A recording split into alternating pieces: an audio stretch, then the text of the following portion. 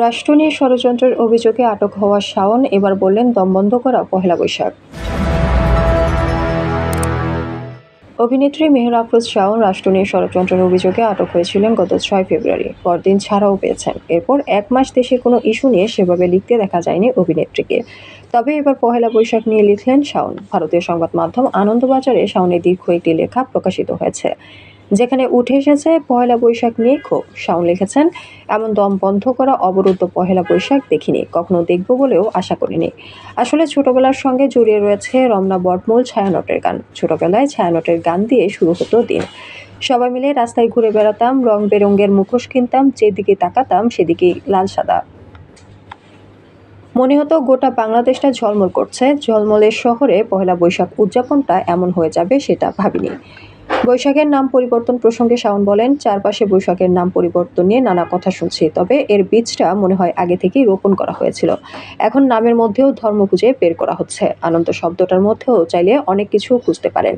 আমার ধারণা একটা বিশেষ শ্রেণীকে তুষ্ট করতেই এই নাম বদল, কারণ তারা মঙ্গল শোভাযাত্রার নামটা পছন্দ করে না। তারা অনেকদিন ধরেই চাইছিলেন এই নামটা পরিবর্তন হোক।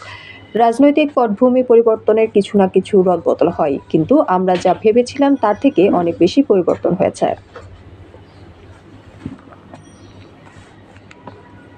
তবে বৈশাখ উদযাপন করবেন জানিয়ে অভিনেত্রী লেখেন, এত কিছুর মধ্যে আমি নিজের পরিবার ও কিছু প্রিয় মানুষকে নিয়ে উৎসব উদযাপন করব। সবটাই বাড়িতে।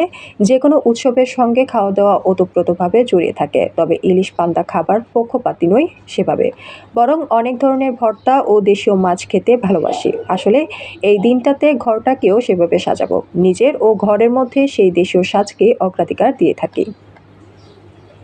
দেশকে নিয়ে এখনো স্বপ্ন দেখেন জানিয়ে শাওন লেখেন, মাঝে মধ্যে হতাশ লাগে, তবে তারপরেও দেশকে নিয়ে স্বপ্ন দেখতে ছাড়ি না। ভবিষ্যৎ নিয়ে স্বপ্ন দেখি।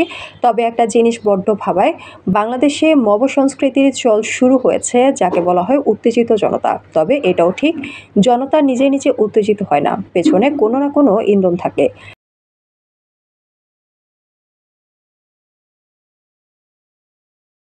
আমি চাই এই মব সংস্কৃতি বন্ধ করতে আশু পদক্ষেপ গ্রহণ করুক এই সরকার।